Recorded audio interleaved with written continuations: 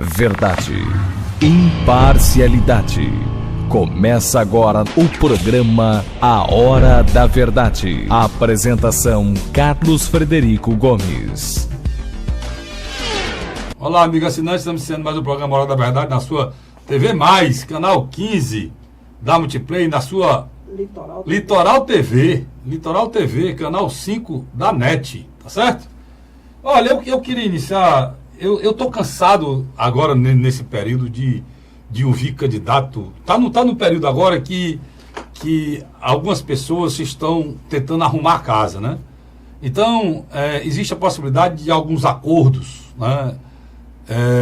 Dentro do campo dos partidos brasileiros. Aí a gente ouve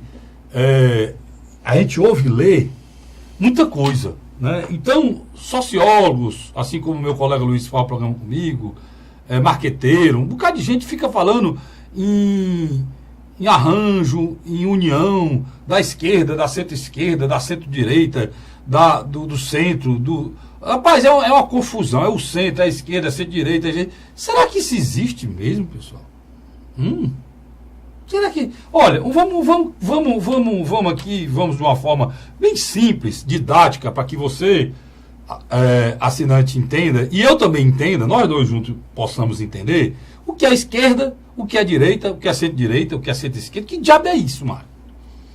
Quem estabeleceu essa história de esquerda e direita? Lá atrás, na Revolução Francesa, no tempo que o cara levava um recado montado num cavalo, o cavalo suado para se lascar, para andar 300 km para levar um bilhete. Nós estamos com essa referência em 2018, cara. Aqui nesse país. De esquerda, centro-esquerda, centro-direita. Lá se estabeleceu que as pessoas que defendiam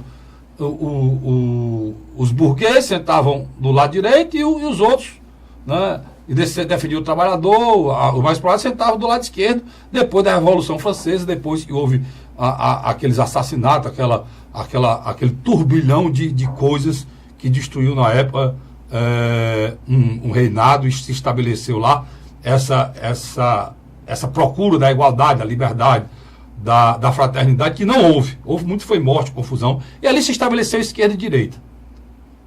Se estabeleceu esquerda e direita. Um pouco mais na frente, veio o conceito de esquerda definido por Marx, por Engels, que a gente fica a procurar aqui no Brasil. E eu fico a procurar também na China. E fico sem saber onde é que está esse conceito. Porque no Brasil, qual é a principal função da esquerda? A esquerda, a intenção que se existisse essa esquerda aqui, ela teria que bater de frente com o capital, certo? E valorizar o trabalho. Ou usar até uma frase muito usada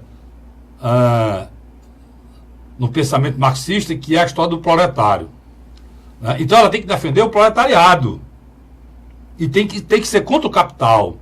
O trabalhador não pode ser usado pelo capital. O capital é que tem que ser usado pelo trabalhador. E um governo de esquerda, a principal luta dele é essa. Vamos analisar os governos de esquerda no Brasil dos últimos 8 do Lula, 6 da Dilma, né? Dos últimos 14 anos. Aonde foi que o governo Lula ou o governo Dilma enfrentou o capital no Brasil? Eu me lembro de uma frase do Lula que era o seguinte: em cima do palanque, não é minha, é dele. Nunca antes nesse país os ricos ganharam tanto dinheiro. Principalmente vocês, banqueiros. Dele. A frase é dele, não é minha. Dele. Então, a esquerda brasileira, no conceito pré-estabelecido pelo a Bíblia, o mantra da esquerda, que é os pensamentos marxistas, nunca foi estabelecido no Brasil. Nunca. Eu digo que ela foi estabelecida em Cuba. Em Cuba foi. Em Cuba, as pessoas ganham iguais, a educação foi altamente potencializada, o capital foi totalmente destruído, ele se fechou para o capital externo. Em Cuba foi o único lugar desse planeta que realmente as ideias de Marx foram colocadas de uma forma mais próxima. Porque na China, a China virou brega. A China é um país comunista que vive pela existência do capitalismo. A China cresce 10% ao mês, cara. Produto chinês é tão capitalista que afronta o capitalismo, que cria problema para a Organização Mundial de Comércio. A China é o maior problema da Organização Mundial de Comércio. Você imagina colocar isso, ó. Um país comunista é o maior problema da Organização Mundial de Comércio. Por quê? Porque ele exporta tudo. Sem regras. Ele destrói, ele avança, ele se sobrepõe ao liberalismo. O comércio chinês é mais livre do que o neoliberalismo. Aí aqui nesse país você fala esquerda, direita, centro-esquerda, centro-direita, centro-direita. Eu já falar nisso com o meu companheiro Luiz, que ele fala muito nessas expressões. E aqui no Brasil não existe esquerda. A esquerda brasileira só existe, sabe para quê? Para defender aborto. No Brasil é assim. Quer dizer esquerda? Quem defende aborto, quem defende as causas LGBT e quem trabalha a inclusão. A inclusão e procura acabar com alguns tipos de discriminação. Por exemplo, vamos estabelecer logo aqui. A luta contra a emancipação da mulher e a favor do aborto é uma causa da esquerda brasileira.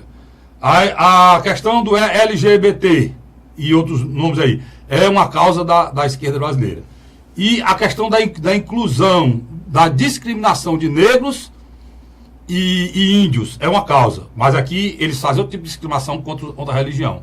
E se for olhar no processo é a mesma coisa. Aqui eles discriminam, aqui eles fazem a exclusão das pessoas religiosas, como se elas não tivessem direito a pensamento, e o pensamento dela tem que ser desprezado. E na realidade, para o Brasil ser signatário da Carta dos Direitos Humanos, tudo isso tem que estar num bolo só. Então, o que eu estou querendo dizer é que nós chegamos na intolerância que chegamos no Brasil. Nós somos um país hoje intolerante nas redes sociais, intolerante na discussão na rua, intolerante porque a esquerda foi com muita sede ao pote e quebrou o pote. Nós precisamos sim de inclusão de pobres, de brancos, de negros, de índios, precisamos de terras quilombolas, precisamos de tudo isso. Nós precisamos respeito às pessoas que têm a opção sexual, mas respeito mesmo. Não é só jogar para a plateia, não. Respeito mesmo. Eu não respeito uma pessoa dizendo que eu respeito a opção sexual dela e depois, quando tem um problema, eu digo, mande aquelas lá do Grelo Duro resolver, não. Gente que respeita o outro não faz isso, não. Pode até usar politicamente, fazer não. E a questão do aborto, para mim, não é questão religiosa. É questão de entendimento da vida. Eu acabei de receber um netinho na minha casa, o Arthur. Se a minha filha não tivesse cuidado dele quando ele era um feto, e a luta dela, que ela tinha pressão alta para que ele chegasse aos 9 meses, ele não estaria na casa da minha filha hoje. Então, isso não é religião. Isso não é direita e esquerda. Isso aqui é questão de entendimento do que você acha na vida. Eu sou contra o aborto porque se a minha mãe não tivesse cuidado de mim quando eu era feto, eu não estaria falando para você aqui hoje. Tá certo? Então, nós exacerbamos a esquerda, que eu tenho um pensamento muito mais à direita em relação ao respeito e à urgência que tem que se cuidar dos pobres desse país. Mas eu não vejo na esquerda a esquerda, e nem na direita a direita. A esquerda brasileira não se preocupa com o pobre, não. Vamos para os juros. O Brasil tem 2 bancos, os maiores bancos do Brasil, os maiores bancos desse país é o Banco do Brasil e a Caixa Econômica. Se o Banco do Brasil e a Caixa Econômica tivesse durante o governo Lula, o governo Dilma, trabalhado taxas de juros reais pequenas, os outros bancos tinham sobrevivido? Tinham não. Ou eles praticavam as taxas do Banco do Brasil e da Caixa Econômica, ou eles tinham quebrado. Eles fizeram isso? Não fizeram. Só para ele mostrar como eu tenho razão, como eles falam, mas não fazem. Precisava dizer que uma criança, ela só vai saber se é homem ou mulher depois que ela crescer? Precisa botar uma cartilha isso numa escola, como a tal daquele que queria fazer lá botaram isso no Congresso Nacional de Educação. Para empurrar de goela abaixo. Precisava isso? Nada disso precisava, cara. Mas quebraram o pote. Foram muito sede nele. Fizeram a mesma coisa no tempo do Jango. O Jango avançou em muita coisa importante, aí exageraram, foram até no direito de propriedade das pessoas, Aí quebraram o pote. Deu no que deu, agora aconteceu a mesma coisa. Então está na hora. Eu só acredito em eleição, só acredito que esse país pode ir para frente quando a esquerda reconhecer seus erros, voltar atrás, pedir desculpa, reunir os homens de bem. O PT é cheio de homens de bem. Que no Ceará nós temos o melhor governador do país, é do PT. Nós temos um dos melhores senadores da República, é do PT, que é Paulo Paim. No Ceará nós temos Camilo Santana. E tem vários outros aí, Eduardo Suplicy em São Paulo. Se eu for me lembrando aqui, eu vou citando homens de bem, tem no PT em todo canto. Mas eles mandam no PT hoje. Estão totalmente fora do processo de mudança, no processo de mando do Partido dos Trabalhadores. É isso que eu queria colocar, porque cada dia que passa a eleição vai chegando, e cada dia que passa a intolerância aumenta. E cada dia que passa eu vejo que nós estamos indo no caminho de um desastre, de um abismo muito maior do que a gente vive hoje. Eu vejo pessoas do PSOL defendendo que os assassinos têm que ser respeitados. Isso é demais, cara. Num país que matam 60 mil pessoas. Eu vi o senhor Boulos dizendo que não pode continuar esse pensamento do juiz, de o juiz ter lado. O juiz não pode ficar do lado das vítimas. Rapaz, você vê um candidato a presidente dizendo isso num horário nobre, lá no Roda Viva, é de lascar. Ele criticando o juiz, que o juiz tem um lado, tem um pensamento. Ele tem que botar uma sentença, prendendo o algoz e, de uma certa forma, defendendo a família da vítima que foi morta. Ele acha que isso está errado, cara. Então, nós estamos numa situação complicadíssima, que a gente precisa saber onde entra, onde é que a gente sai. E o pessoal que tem tanta coisa boa ética, né? Tem figuras espetaculares, como Renato Rosena aqui no Ceará. Aí tem algumas loucuras que andam junto com esse pensamento. Por isso é muito difícil. Se a gente conseguisse fazer uma discussão do que é importante para esse país nesse momento, não existe discussão ideológica para o futuro. Nós temos que saber o que precisamos resolver agora. No futuro a gente resolve depois. Mas o que é preciso ser feito agora para resolver esse problema hoje e conseguisse levar isso para ser discutido na eleição, aí sim, aí a gente estava no caminho. Mas infelizmente eu não vejo esse caminho não. Tá certo? Já conversando e fala muito de esquerda, centro-direita e direita, e meu amigo Luiz Cláudio Barbosa.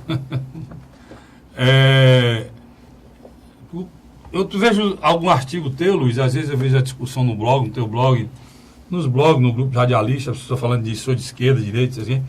Será que esses caras têm a mesma consciência que diabo é ser esquerda, que diabo é ser direita, que diabo é ser não sei o quê? Esses termos foram desvirtuados. Foram desvirtuados, total. Quando você pega no dia 1º de janeiro de 2003, quando Lula assume, ele mantém a boa parte da política econômica de Fernando Henrique Cardoso. Estava vendo um blog do Emael, que tem aí no teu, falando, Ciro é cobiçado pela esquerda presidente. O que é esquerda e direita? O que é esquerda e direita? É o seguinte, os cientistas políticos... Porque se a gente for ver o governo Lula era o quê? Esquerda, direita? Porque o governo Lula tinha um arco de aliança da esquerda, da direita, ele tinha um arco de aliança com o PCdoB, tinha arco de aliança com o DEM. Ele tinha do PP, que era a antiga Arena, até o PCdoB. Então isso aí... Quer dizer, você tinha um guarda-chuva enorme. Para ser bem específico, para ajudar nessa discussão, eu acho que quem está fora, que tem uma cara mais ou menos de esquerda mesmo, é aquele PCO. Partido da causa operária. Eu estou fazendo justiça, viu? Porque eu não gosto de fazer justiça, não. Eu me lembrei aqui. O PCO, Partido da Causa Operária. O PCO realmente combate, fala no capital e valoriza o trabalho. PSTU. E o PSTU. Pronto. São os dois partidos únicos. E o Partido Comunista Brasileiro. Não é o Partido Comunista do Brasil. Não, é o PCdoB. O PCBão. Não, o PCBão, o antigo. Pronto. Obrigado, Luiz. Pronto. Esses três aí. Os três aí. Os outros, não falo em PT à esquerda, não, até uma excrescência isso. Vamos lá, Luiz. O que aconteceu é o seguinte, o lulismo, ele criou um modelo administrativo na qual ele absorveu setores da esquerda e os setores do mercado financeiro e fisiológico. O que aconteceu? Essa esquerda, ela se diluiu a tal ponto que ela ficou interligado às máquinas administrativas, ou do governo federal, ou dos governos estaduais, ou governos municipais. O que ele está dizendo é o seguinte, os sindicatos, ele vieram à esquerda, numa coisa na esquerda, eles viraram a viver de recurso estatal, o Luiz está dizendo. Todos os sindicatos, todas as centrais sindicais, tudo passaram a viver no custo do governo. Movimento Sem Terra. Tudo. Tomei MTST, Movimento Sem Terra. Em vez do governo ter uma política agrária para fazer reforma agrária e dar as terras que estão faltando e acabar o movimento, isso é um movimento. Que é um movimento? O movimento é um passo que você dá para chegar com lá, não? Que é um movimento, Luiz? O movimento não é uma ação para você chegar a algum canto, é? Por que é que o nome é Movimento Sem Terra? É um movimento... É um grupo de pressão. É um movimento, um grupo de pressão, um movimento feito por pessoas para adquirirem terras. Teoricamente. Se eu sou presidente do Movimento Sem Terra, eu vou acabar com esse movimento. Por quê? Eu vou desapropriar as terras que tem que desapropriar e colocar vocês tudo as suas terras. Só que há um detalhe aí. Só que o movimento não é atrás de terra. O movimento é político-eleitoral. Essa é a grande diferença, né, Luiz? Eu acho interessante o seguinte. Você ia lá, olhava a fazenda valia, vamos supor, 300 mil. Você dava 600 mil. Pois é, não. É igual a história do apartamento. Não estava certíssimo com o apartamento, não. Por exemplo, o nosso cinegrafista, você não conhece, mas é um rapaz. Ele é do bem, ele é uma pessoa do bem. Mas café para você. Não foi. Um café especial da Europa.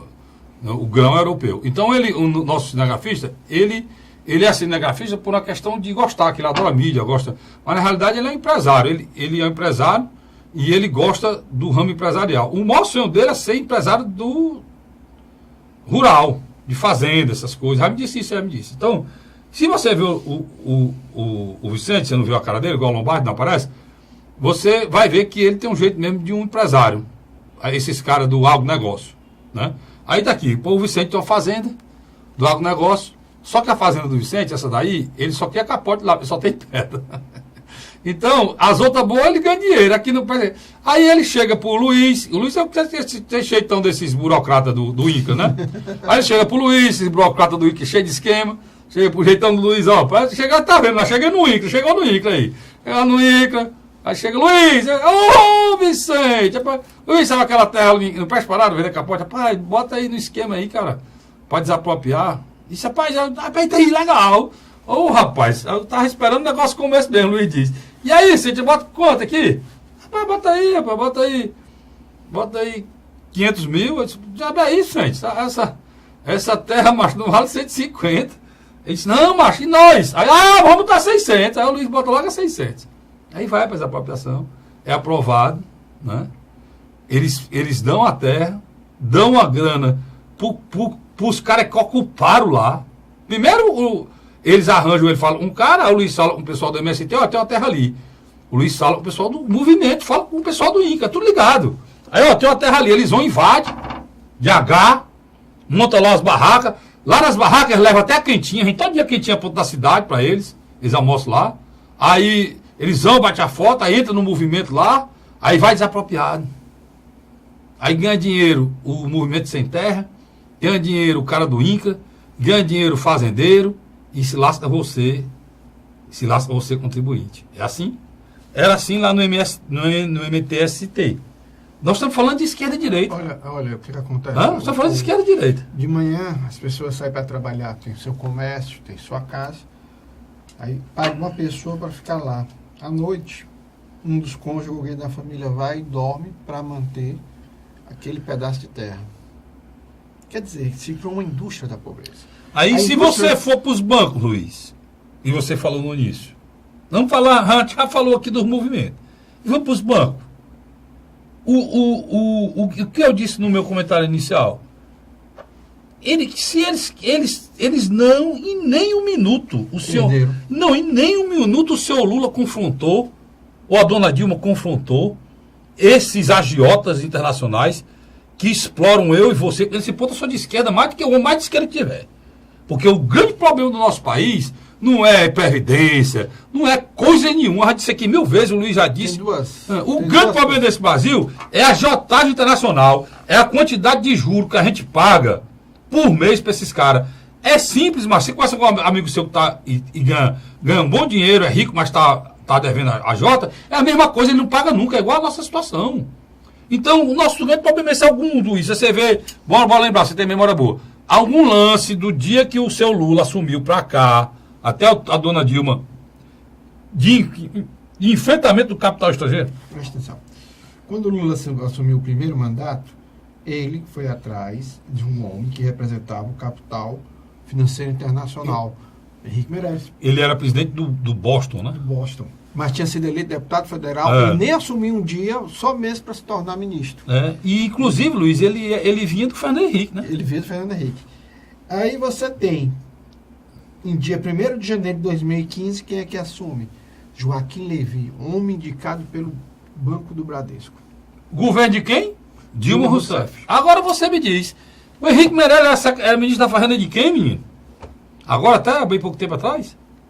Foi do Lula. Foi do Lula, mas ele era de quem? Banco Central. Ele era de quem? Agora ele é ministro da Fazenda. O ministro da Fazenda manda no presidente do Banco Central. No Lula, esse cara foi presidente do Banco Central. Agora ele era ministro da onde, Henrique Meirelles? Do Temer, do coisa ruim, do cara de direita. E do conselho de quem? E presidente da JBS. Então vocês vêm falar que esses caras que é de esquerda, macho. Você devia ter vergonha, o seu Boulos devia ter vergonha, o seu Boulos. Eu acho que o Boulos. Vamos falar no segundo bloco. O Boulos devia ter vergonha, ele fica defendendo o Lula como se o Lula.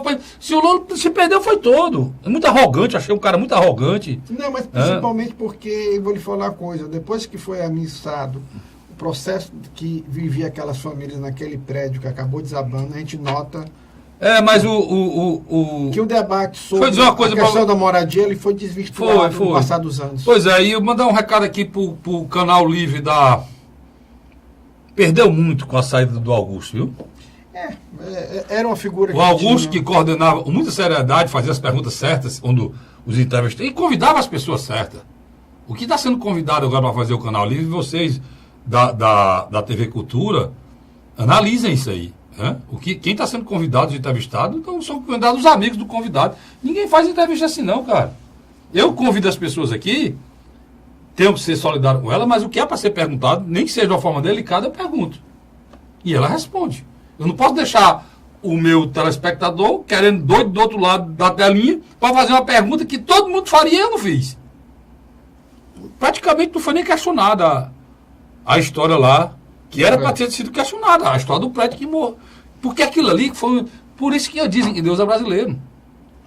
A mesma coisa que aconteceu aqui... Por isso que poucas pessoas assistiram. Pois é, a mesma coisa que aconteceu aqui, aconteceu na Inglaterra. Só que na Inglaterra tinha mais de 80 pessoas dentro e morreram todas queimadas. Aqui tinha 5, né? 5 ou 6 dentro. Estão dizendo que tem 6 pessoas. Na Inglaterra morreram 80 queimadas. A mesma coisa, era uma ocupação no centro da cidade... E papapá, e as pessoas sem moradia ficaram lá. E o que aconteceu na Inglaterra aconteceu aqui, só que aqui Deus é brasileiro e todo mundo saiu, né? E diz que Deus é brasileiro, né? Então, é isso aí. Eu vou para um rápido intervalo. Peço a você que não saia daí, que eu volto já para a gente discutir muita coisa hoje, a gente está com vontade de falar. Tanto eu como o Luiz. A gente volta já. A Hora da Verdade.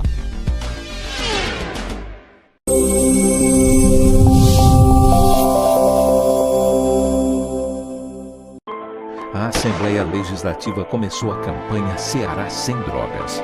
A discussão vai ser levada para todo o estado, prevenindo a população e buscando soluções para resolver o problema. Participe da campanha. Juntos ficamos mais fortes para combater essa verdadeira tragédia que destrói famílias, futuro e muitas vezes a própria vida. Ceará Sem Drogas, uma luta de todos nós. Assembleia Legislativa do Estado do Ceará. José de Arimateia, Uruoca. Acordo 8 horas, 9 horas, aí carrego o carro e vou lá pegar água. Aí sai distribuindo os comércios. Estrada dessa, para gosto de você andar. Você não gasta pneu, tem economia no bolso e anda rápido. Sertanejo pega uma estrada boa, fica feliz, fica potente. Assim como o trecho que liga Uruoca a Martinópole, o governo do Ceará está fazendo mais de 1.000 quilômetros de estradas mais importantes da vida de muita gente. Governo do Ceará.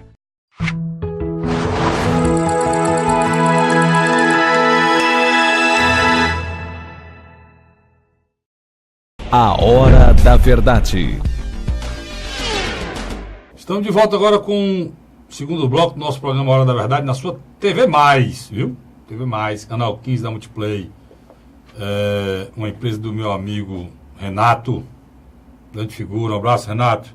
E também a sua Litoral TV, também aqui do meu amigo Renato. Né? As duas empresas, a Litoral você me vê na net, e na TV Mais você me vê na Multiplay. Na NET é o canal 5, na Multiplay é o canal 15. Dito isso, eu vou voltar aqui. Luiz, eu quero terminar rapidamente essa história de esquerda e direita. Hoje, cara, vocês estão conversando, eu vejo o pessoal aí conversando, né? E está tendo uma união do centro-esquerda com a centro-direita. O PDT é o quê na tua história? É centro-esquerda? É esquerda? Não, a história do PDT, ele nasce com uma tentativa de renovação do movimento trabalhista. Isso no final dos anos 70. Ele era vinculado a socialista, né? Não, o Brizola, pela passagem que ele teve lá em Portugal, ele participa da Internacional Socialista. Ele volta isso mesmo, que é representado por aquela rosa vermelha. Que é um cravo, né? É um cravo vermelho. Cravo vermelho. Quando ele tenta recuperar a legenda PTB, Partido Trabalhista Brasileiro, que outrora foi do Getúlio e de Jango, o que acontece? O regime militar entrega a Ivete Vargas. Aí ele funda o Partido Democrático Trabalhista. Que é ligado também à Internacional Socialista. Ele é ligado à Internacional Socialista. Só que no caminho esse partido se perdeu. Passou figuras deploráveis pelo PDT. Mas o PDT ele tem uma coisa muito interessante. O último estudo feito é um dos partidos que mais participa dos governos estaduais. Pronto. O PDT tem figuras exponenciais de respeito enorme. Como nosso querido Darcy Ribeiro. Isso. Mas tem Leonel Brizola, mas tem figuras deploráveis como Carlos Lupe, presidente atual do partido. Deplorável como Garotinho, e foi do partido. Deplorável como Rosinha Garotinha, foi do partido. Todos é acusados de corrupção, preso, foi do partido. O PDT hoje está melhor, né? Só não está melhor porque o senhor Carlos Lupe não teve a hombridade de deixar o partido. Ou outra pessoa assumir a presidência para melhorar, porque eu não esqueço as coisas que esse homem conduziu, que ele fez de errado nesse partido, que é terrível, né? Horrível por sinal. Mas vamos lá, Luiz. O que é que a gente pode... Por exemplo, você pega um partido como o Partido Socialista Brasileiro, que é um partido que, com abertura política, em 85, ele se organizou em todo o Brasil. Outro partido, e era muito bonito, a história do Miguel Arraes, né? Com certeza. Quando o Miguel voltou e tudo, grande figura, homem de bem, homem sério, honesto. É um partido que tinha uma candidatura competitiva em 2014, que era Eduardo Campos. Agora, Luiz, vergonhosamente, eu vi agora essa semana a Raquel Dodge dizer que ele não está, talvez até preso, porque morreu, né? Sim, existe vários. Foi citado várias vezes, em várias delações, o Eduardo Campos, que era o novo, era a figura honesta naquele processo, né? Sem dúvida. A Raquel Dodge tem, ultimamente, feito discursos bem incisivos em relação à nossa classe dirigente. E não poupa nem da direita e nem da esquerda. Eu concordo com você desde o primeiro bloco. Vamos acabar com isso. Essa história de... Não existe isso, cara. Não existe. Nós vamos respeitar, Luiz, esses 3 partidos que a gente falou. E eu até lhe pedi que eu vou começar esse movimento aí. Se você puder começar no seu blog, eu vou escrever sobre isso essa semana. Porque quem é de esquerda, além do PCO, do PSTU e do PCBão mesmo? Do Partido Comunista Brasileiro. Não tem mais. Não tem nenhum.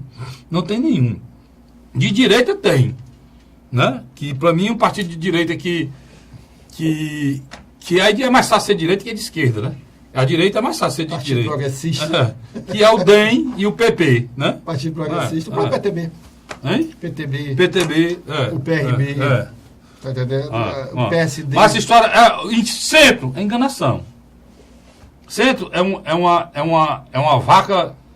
É uma vaca que dá leite e carne. Eu não conheço. As vacas leiteiras dão leite e as de carne dão carne. As que dão leite e carne dão pouco leite e muita carne ou dão muito leite e pouca carne. É só invenção.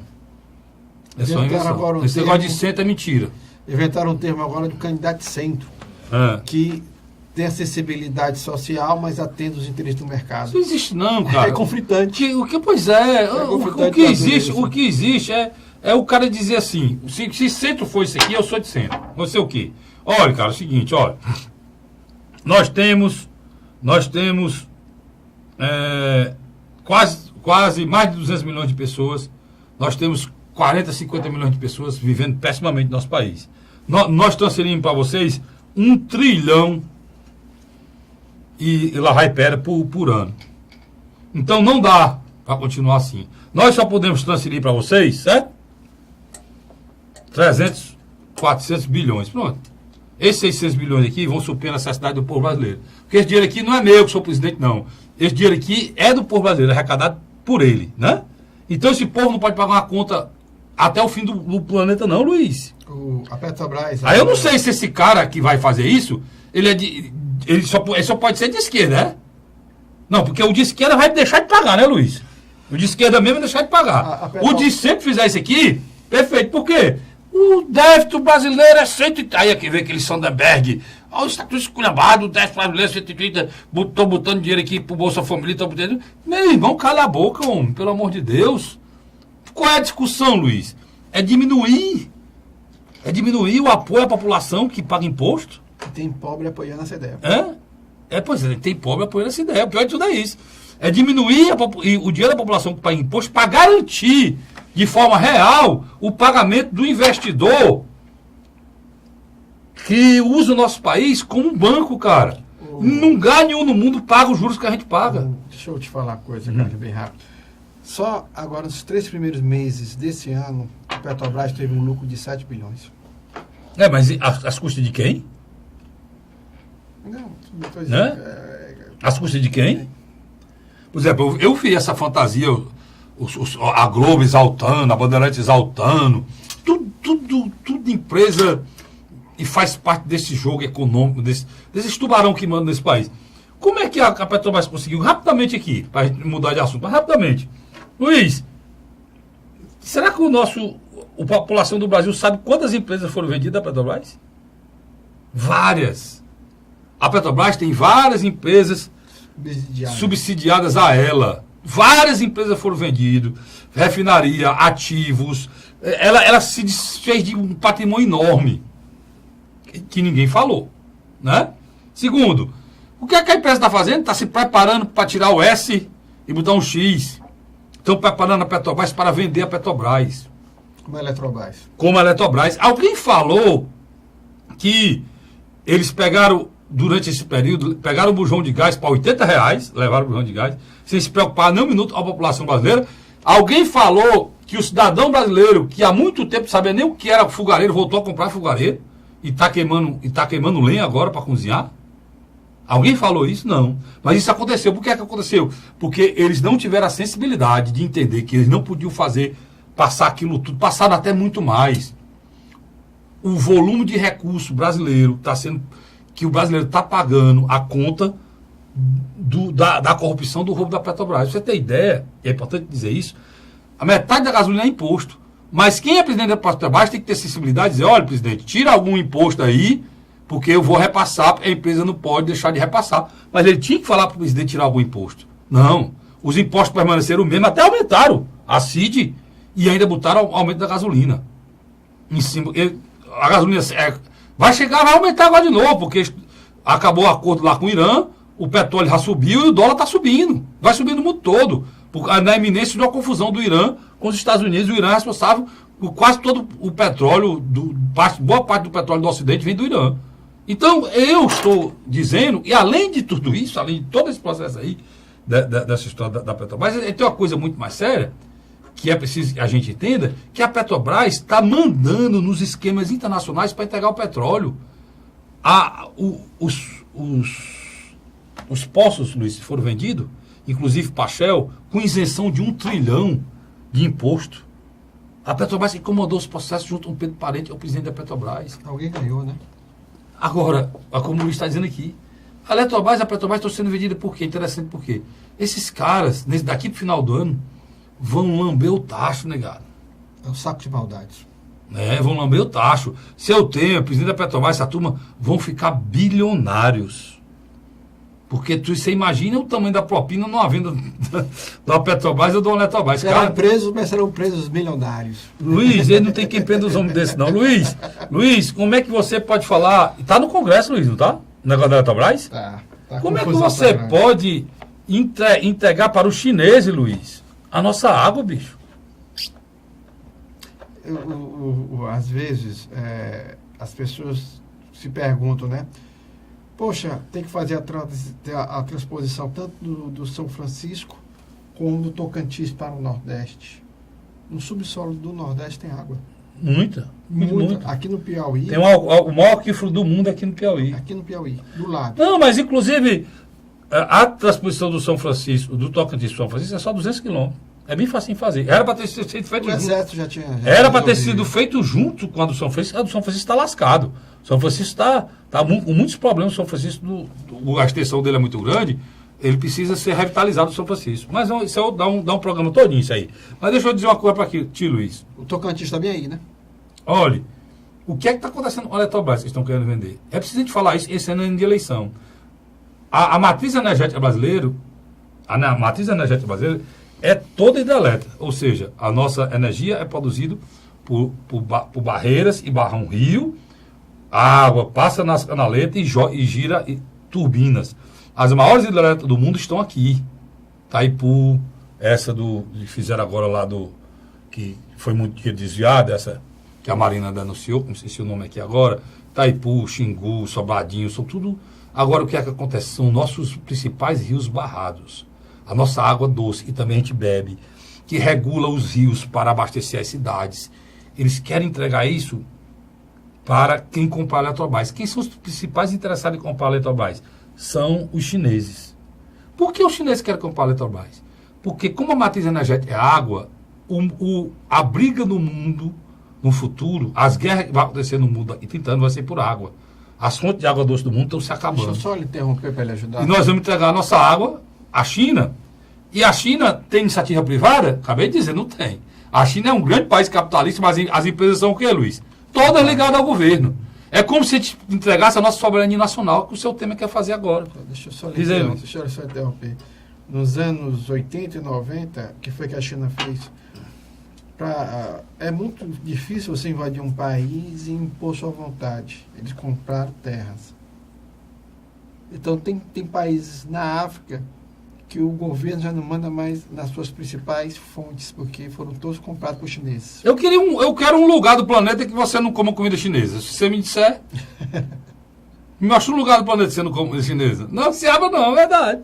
E todos você come, por quê? Porque são mais de 1 bilhão, eles têm metade dos habitantes do planeta. E vão tomar esse país.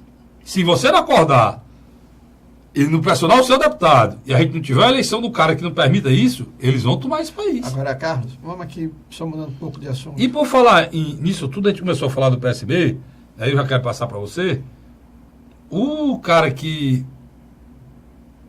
estava no meio desse processo, até eu falei no programa passado. Estava surfando. Surfando, começou com 10 pontos e tal. Já estava crescendo. E estava criando problema para os outros candidatos, saiu. Por que seu primo deixou?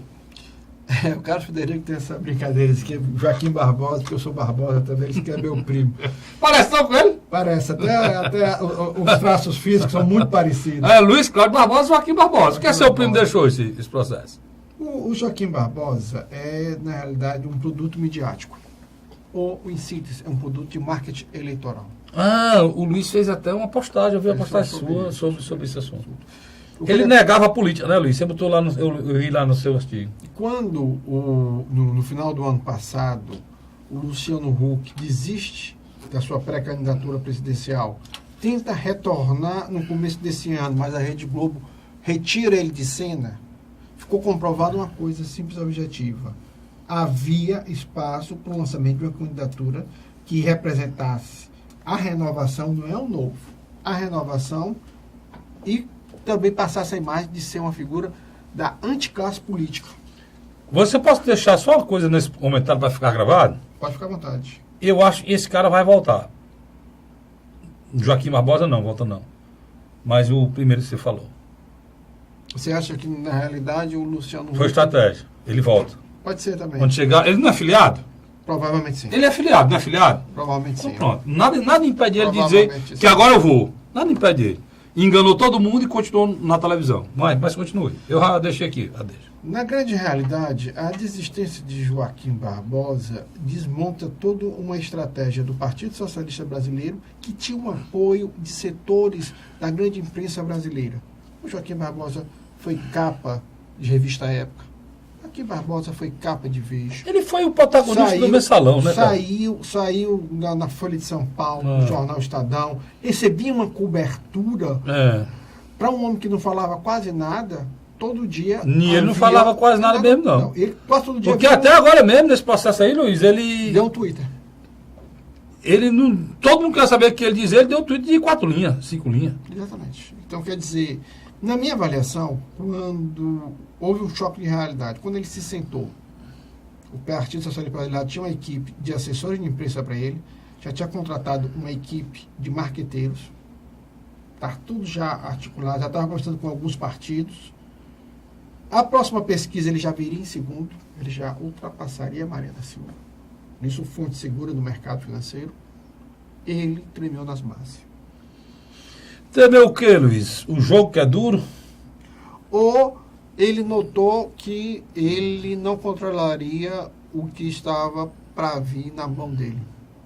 O jogo que é duro. O jogo é duro. O jogo é duro. Se alguém lhe financia, alguém quer algo em troca. O jogo é duro. E ele teria que ceder e não faria do jeito que queria. O jogo é duro. Por isso, quem pensar que vê quem é que tem por trás, né, Luiz? Ele foi ver onde é que ele estava se metendo e saiu. Lógico. E se ele tivesse algum telhadinho, ia quebrar também, né? Existe também essa teoria de que deveriam, como vasculhar a vida dele, provavelmente havia coisas que não estavam no lugar certo. O presidenciável Ciro Gomes, nessa mesma semana que nós falamos da renúncia do Joaquim Barbosa, recebeu uma artilharia pesada da Executiva Nacional do Partido dos Trabalhadores, ou na figura da Gleice Hoffmann, ou na figura da ex-presidente Dilma Rousseff. Sim, ele respondeu, né? A da Dilma não vi, não. Qual foi da Dilma nos Estados Unidos, ela lá nos Estados Unidos, na Europa, ela disse... Bem, na Inglaterra. Ela disse bem abertamente, não existe plano B, ó. O plano A é Lula. Sabe? E hoje eu vi vários artigos a nível nacional, inclusive a nível internacional, que o PT tem que manter a candidatura porque senão se acaba. Mas, por exemplo... Agora a candidatura do Lula, aí eu me perdoe, menino, é de uma irresponsabilidade para esse país. Só um detalhe aqui. Tamanho do mundo. Vocês, petistas, e insistem na candidatura do Lula, vocês são totalmente irresponsáveis com esse país. Só um detalhe. Eu acabei de elogiar o PT aqui, figura do PT. Vocês são totalmente irresponsáveis com esse país. O Gilmar Mendes já deu seu voto na segunda turma do Supremo Tribunal Federal. Quer dizer, teoricamente o Lula sabe que, de novo, ele entrou no Supremo para ser solto, não vai ser. Inclusive, o voto, o que o Luiz está falando... É que o Toffoli e o Fachin já tinham... Na segunda turma, estava havendo uma espécie de um voto individual que as pessoas não se reúnem, não. Elas publicam eletronicamente. Não é transmitido. É transmitido. Só que esse processo já acabou, viu? Já passou de 4. 3. Pronto. Então não há mais chance de do Lula ser solto no dia 10 como queria. E eu digo que é responsável não é porque o Lula não sabe governar o Brasil, não. Estou até entendendo o método irresponsável. É vocês quererem que uma pessoa que está condenada a 12 anos de cadeia em primeira e segunda instância possa ser candidata a presidente do país. Vocês são completamente irresponsáveis. Carlinhos, a gente... Ou então vocês não respeitam a democracia, nem o Estado Democrático de Direito que nós vivemos. É muito simples isso aí. Não estou entendendo se ele tem razão, se não tem razão, se é certo, se é errado, se ele fez correto, se não fez... Estou entrando nem no mérito. Eu estou dizendo que vocês querem mergulhar esse país numa instabilidade política que pode levar e desaguar o nosso país de novo numa ditadura e sabe lá quantos anos de impasse nós viveremos. Carlinhos. Você parece que nem aqui, né? Parece, Luiz, que a Venezuela não está bem aqui, né? O exemplo da Venezuela. Mas vocês não estão preocupados com isso, não. A gente vai agora para o terceiro bloco e a gente fala sobre possibilidade do presidenciável Ciro Gomes fechar um acordo com o PSB. Como é que fica o jogo a partir daí? Vamos voltar. É a reflexão aqui no Ceará. Nós vamos voltar com uma questão presidencial, mas vamos falar também sobre... E essa semana, literalmente, o PDT de novo deu ultimato dizendo, tanto o Ciro a nível nacional dizendo que não quer papo com o PMDB, e o PDT estadual aqui dizendo que não quer papo. Mas isso aí não está na mão do PDT, né? O PDT não. Tô dizendo, eu volto já falando sobre esses assuntos.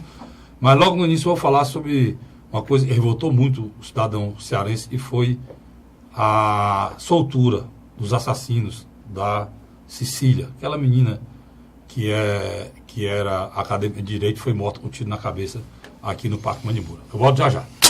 A Hora da Verdade.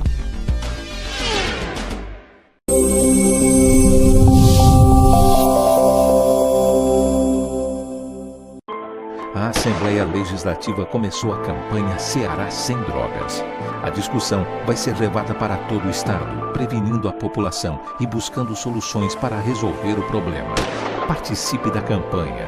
Juntos ficamos mais fortes para combater essa verdadeira tragédia que destrói famílias, futuro e muitas vezes a própria vida. Ceará Sem Drogas, uma luta de todos nós. Assembleia Legislativa do Estado do Ceará. José de Arimanteia, Uruoca. Acordo 8 horas, 9 horas, aí carrego o carro e vou lá pegar água. Aí sai distribuindo os comércios. Estrada dessa, ó, pagou de você andar, ó. Você não gasta pneu, tem economia no bolso e anda rápido. Sertanejo pega uma estrada boa, fica feliz, fica contente. Assim como o trecho que liga Uruoca a Martinópole, o governo do Ceará está fazendo mais de 1.000 quilômetros de estradas mais importantes da vida de muita gente. Governo do Ceará.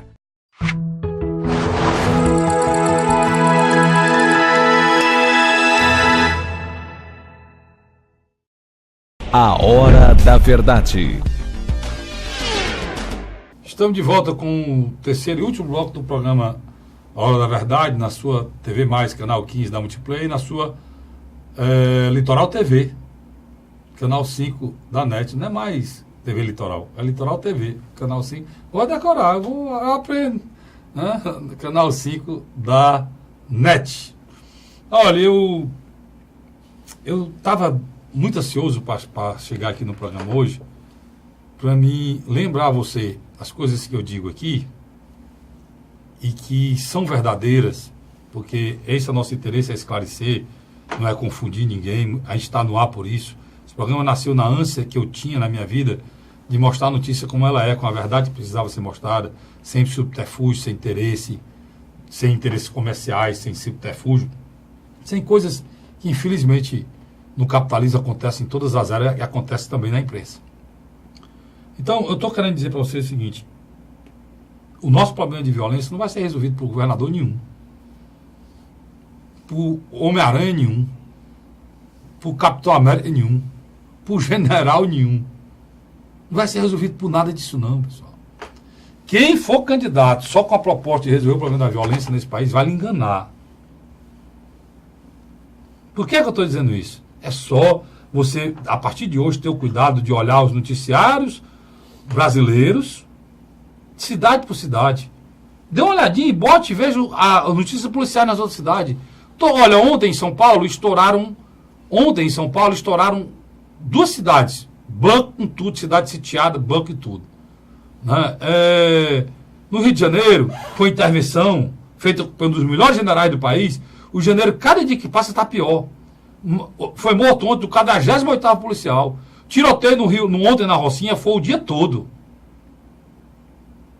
O nosso problema de violência é muito maior e demanda muito tempo para ser resolvida, e só pode ser resolvido por um governador? Não. Por um prefeito? Não. O nosso problema só será resolvido por um presidente da República. É a única pessoa que tem força para resolver isso, começar a resolver isso, porque nos 6 primeiros meses ele manda em tudo. 6 primeiros meses de qualquer presidente, ele fala o que ele quiser, inclusive no Congresso Nacional. Agora, a Cecília, essa menina, e foi morta, Luiz, aqui, com um tiro na cabeça, essa menina, a polícia do Ceará, e tem gente dizendo que não presta, que é o governador que é fraco, que tem que mudar, não sei o quê. A polícia do Ceará agiu e no primeiro dia prendeu 3. E no segundo dia prendeu mais 2. E no terceiro dia prendeu 7. Todos que faziam parte da gangue que estavam assaltando e matando no Parque Manibura. Pois é. Parabéns para a polícia? Não. Sabe por quê? Porque o governador manda na polícia, né? Mas não manda na justiça. O juiz, numa audiência de custódia, soltou todos. É como se aqueles caras tivessem matado um inseto. Soltou todos. E todo o trabalho da polícia de investigação, todo o trabalho da polícia de arriscar a vida, todo o trabalho da polícia de ir atrás de prender esses marginais que mataram uma menina de uma família que criou, estudou e manteve ela no caminho certo. Tudo isso, com a imprensa falando, o Mico falando, o Luiz falando, no blog dele, eu no programa que eu participo com ele, todo mundo da imprensa falando. Mesmo assim o juiz soltou. Você imagine Uma menina de 13 anos morta da periferia que não tem pai nem mãe. Como estão matando todo dia aqui na capital. E você vem me convencer, dizer que você vai arranjar aí um major, vai arranjar um general, um capitão, um Homem-América, ou seja que diabo for, para resolver o problema da segurança do Estado do Ceará, sem mexer nas leis desse país, sem mexer com o Congresso Nacional. Vocês vão me convencer disso? Essa história já foi feita aqui, e eu vou cortar aqui, ó, na carne. O meu pai é irmão do pai do governador Cid Gomes. Meu pai é irmão do pai do governador Cid Gomes. Eu sou sobrinho do pai dele, primo legítimo dele. Ele foi eleito governador, dizendo que resolveu o problema da segurança pública na época que o Lúcio era governador. Resolveu? Não. Ele era mal intencionado? Não, bem intencionado. Queria resolver? Queria. Não resolveu por quê? Porque é um problema nacional, não se resolve no Estado. Quem disse isso? Ministro hoje, Raul Júnior, a única criatura lúcida que presta desse governo imoral do Michel Temer que tem aí. É a única. Então, eu queria fazer esse desabafo aqui, porque nós estamos no ano de eleição e todo mundo está pronto para apontar um dedo para o grande culpado, que é o culpado é o governador. O cara deu uma topada na esquina, é o governador. Então, meu irmão, olha os outros estados. Se eles conseguiram fazer na segurança pelo menos 10% do que esse governador já fez na segurança do estado de Ceará. Cássio diz que está babando o governador, eu estou não, meu filho. Eu estou simplesmente dando o que é dele. O problema de segurança no Ceará é péssima segurança. É terrível, eu morro de medo da rua, morro de medo dos meus filhos na rua. Como é agora, eu tenho que dizer que é aqui, né, Luiz? É no Rio Grande do Norte, né, Luiz? É na Paraíba, é em São Paulo, estou estourando tudo que é banco. Toda semana, não, estouraram um carro forte aqui, foi 3 bancos em São Paulo ontem, em 3 cidades vizinhas. É ou não é, Luiz? Eu estou errado? Tá não. E a polícia de São Paulo está matando como nunca. E não dá conta. Está matando como nunca. E não dá conta. E a polícia do Rio morrendo também. Hoje saí de casa e vim para cá, mataram mais um policial no Rio. É o 47º. Em 3 meses. Indo para o 4º mês agora. Qualquer tentativa de tratar a discussão da segurança pública do Ceará isolado do Brasil, então eu peço literalmente não está querendo fazer uma análise justa. Pô, e eu respeito a oposição. E vou trazer para cá, inclusive o general, chamar o general para vir para cá, se for o general, o candidato, se for o capitão, eu vou trazer para cá e com todo respeito vou indagar. O general Teófilo tem um respeito. Agora, não me venha falar que a minha plataforma de governo resolve o problema da violência, não. A minha plataforma de governo é violência, educação, saúde, resolver o problema das crianças, da juventude, aí eu começo a ouvir, morto de satisfeito. Né? Agora, a solução mágica, varinha de condão, dizer que resolve para varrer de besta aqui, que eu não precisa me avaliar. Acabei de falar aqui do meu parente. Eu acho que ele não vai gostar do que eu disse, não, mas acabei de falar dele. Porque ele não estava mal intencionado, não, mas ele pensou que o Ronda do Cartão não resolvia, e ele saiu de 3.500 mortes no tempo do Lúcio, né? Não, de 1.000 e pouco. De 1.000 e poucas mortes, quando terminou o governo do Cid, era mais de 4.000. Com todo o aparato policial que ele botou, com todo o dinheiro que ele gastou. A prova é que o problema não é aqui do Ceará. Aí, quando era o tempo do governo do Cid, o Camilo assumiu, os nossos amigos deputados da Assembleia diziam lá, na Assembleia, que o problema é porque o Cid não sabia tratar o policial. Tratava mal o policial, não dava aumento, não dava as promoções, né, Luiz? Diziam que havia um conflito entre a base da Polícia Civil, bombeiros e militar, que o Cid só controlava a cúpula, mas não controlava a tropa. A grande realidade é que tanto Cid e Camilo recomporam os materiais. A nossa polícia não pode reclamar. Não é melhor do Brasil, de carro, de armamento, de moto, de questão salarial. Aí foi o Camilo, né? Salarial. O Cid não fez, é o que ele dizia, ele só olha para Hilux, não olha para o homem. Eu ouvi demais o deputado desse discurso da oposição. Foi o que o Camilo fez, deu todas as promoções, Luiz. Mudou a média, botou a média do Nordeste. Ampliou tudo. Olha, eu entrevistei o comandante da Polícia Militar no programa da Verdade no rádio, e ele disse, olha, tudo que pediram, tudo que a gente pediu ao governador Camilo, ele fez. Aí eu disse, e agora, comandante? Agora, se a segurança não prestar, a culpa é da polícia. Ele me disse isso e eu não. Ele disse, sou o comandante da Polícia Militar. Você permite-me? E o Camilo tem um outro problema mais sério. Quando o jovem policial sai da academia, tanto para militar como para civil, assim também para os bombeiros, o que é que acontece? ele não tem aquilo para a vida toda. Ele passa em outro concurso. Aí você vê. Ou então ele termina uma faculdade, vai para o mercado. Aí você está vendo, esse governador aí junto aí já estão 9 mil homens. Vai sair mais 1.500 policiais agora e está saindo 650 policiais civis mais agora. Carlinhos, pelo amor de Deus, meu irmão. Então a gente tem que respeitar a verdade. Verdade é verdade. E eu vou estar aberto aqui, eu e o Luiz vamos chamar, inclusive, para discutir aqui. Se ele, claro, se quiser vir, né, Luiz? Nós vamos conversar aqui sobre isso, esperando que as pessoas sejam honestas no enfrentamento desse problema, um problema grave a nível nacional. Mas, Luiz, eu tenho um questionamento que eu quero fazer. Mas deixa eu interromper. Deixa eu dizer, eu tenho um questionamento que eu quero fazer, mudando completamente de assunto, que é essa questão do PSB. Para depois a gente entrar em outra coisa.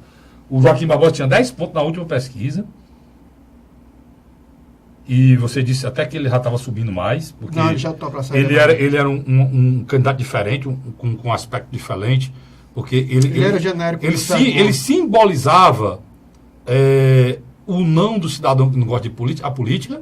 E ele era a estipe de um homem honesto. Ele não, por cima, era o genérico.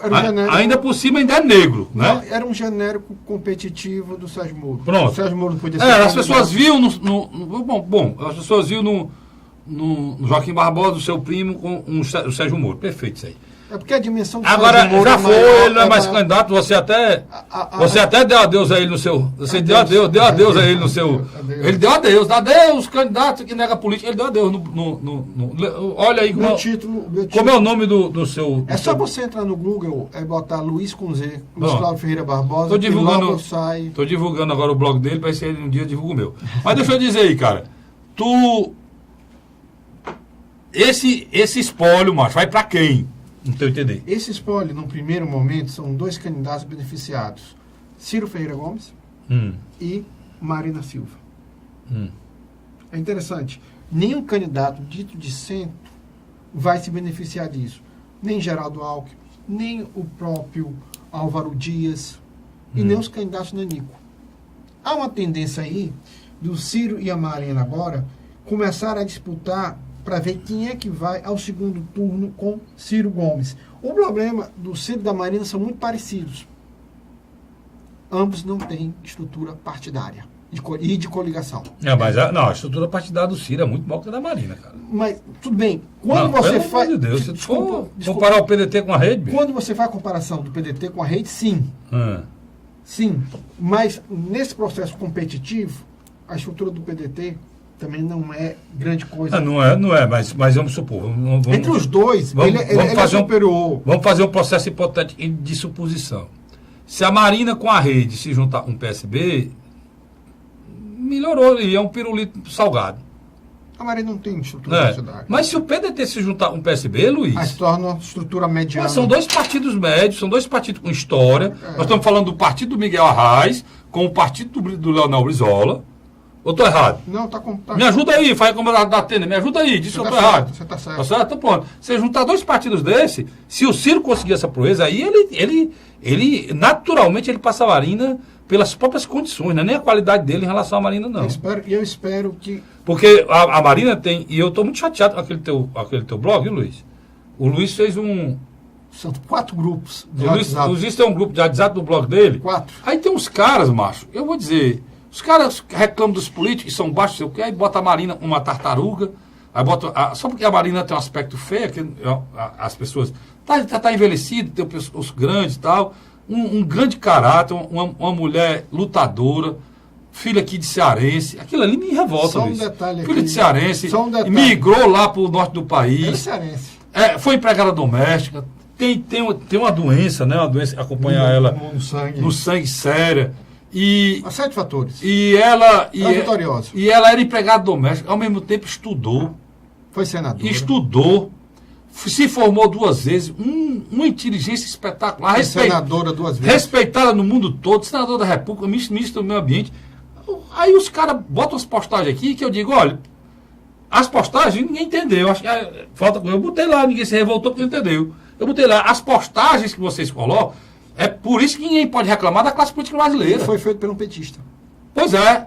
Por isso vocês não podem reclamar da classe política brasileira. E vocês baixam postagem baixa, pior do que os políticos brasileiros. Carlinhos, desrespeitando um dos poucos candidatos a presidente, Luiz, que merece respeito, sem dúvida. que é a Marina, a história de vida dela. Carlinhos, deixa eu só centralizar um pouco aqui no estado do Ceará. O processo nacional tem uma influência direta aqui no Ceará. Eu acho que o Ceará está influenciando a nível nacional. Também. Porque o Ceará foi lançar um general. Tá cheio de general aparecendo aí, Luiz? General Mourão. Mas vamos lá, nós temos um candidato oriundo do Ceará, que é o Ciro Gomes. Nós temos um coordenador de campanha nacional de um candidato que está conseguindo ser competitivo. Tá Seressati, com a candidatura do Alckmin. Nós estamos vendo que, querendo ou não, essas duas lideranças, eles vão se confrontar. Porque em 2002 eles se juntaram no interesse comum de eleger Ciro Gomes presidente da República. Nesse ano não vai ter isso. Tasso Gereissati tem a sua própria Minas, né? Agora que o Tasso não é candidato, né? Mas o Ciro é candidato. O que está acontecendo na minha avaliação? Você tem um Camilo que está tentando fazer uma reengenharia política muito grande, e com dificuldade. E está com dificuldade por causa da rejeição. O presidente do PDT, da estadual, André Figueiredo, disse que não aceita, não é viável o PMDB dentro da coligação aqui. E nós vamos falar muito num próximo programa sobre isso, né, Luiz? Agora, vê se anda mais, né? Está muito escuro ainda. Agora, sem dúvida, do outro lado, quando questionaram setores da oposição sobre o nome do general Teófilo, o que aconteceu? Figuras como o presidente de Solidariedade, Genesir Noronha, o PROS? Principalmente do PSD, que é o deputado também Domingos Neto, e do PROS, que é o deputado estadual, Capitão Wagner, eles falaram que vão sentar à mesa e vão tentar ver... Resumo da ópera, eles não apoiaram de pronto a história do Tasso, não. Não apoiaram. O que aconteceu, na minha avaliação, dentro do PSDB? Está tendo uma tentativa de publicitar o general Teófilo. Tanto o presidente estadual, Francine Guedes, está tentando fazer isso, e do outro lado você tem a figura do deputado federal Danilo Forte, que foi quem aceitou de bate-pronto. Tanto que essa semana ele está programando também um evento onde ele vai tentar expor o general. Uma coisa, e eu concordo com você, o grande dilema do general Teófilo é que ele não pode ser um candidato de uma tecla só. Pois esse é o grande problema. Vamos falar no próximo programa, e acabou o tempo, porque mesmo essa tecla só, se for uma tecla mentirosa, Luiz, pode ir por água. Eu acho que as pessoas, de alguma maneira, não estão mais... Pega aqui na minha mão. Muito obrigado pela sua avaliação. Aguarde aí, que eu vou fazer o próximo programa. Nós vamos iniciar já com esse assunto, Luiz. Nós vamos cair agora, a partir dos próximos programas, para a questão nacional. A questão local, estadual e nacional. Você vê que o programa está mais político, é porque nós estamos numa eleição, nós temos que tentar ajudar você a votar em paz, tá bom? Obrigado você, Luiz. Obrigado você, assinante. Eu volto na próxima semana, se Deus quiser. Até lá.